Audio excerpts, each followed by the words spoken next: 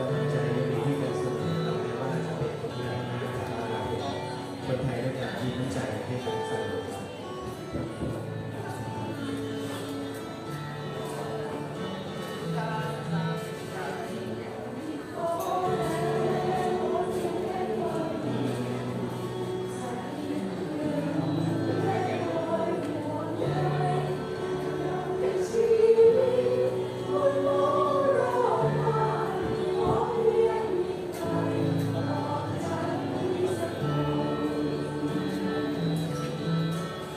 วันที่โลกร้างความหวังไม่ว่ามันหายไรจะช่วยเธอเพิ่มพลังใจฉันได้เลยต่อสู้อีกครั้งบนทางไกลกำลังใจจากใจน้องขอเป็นทาง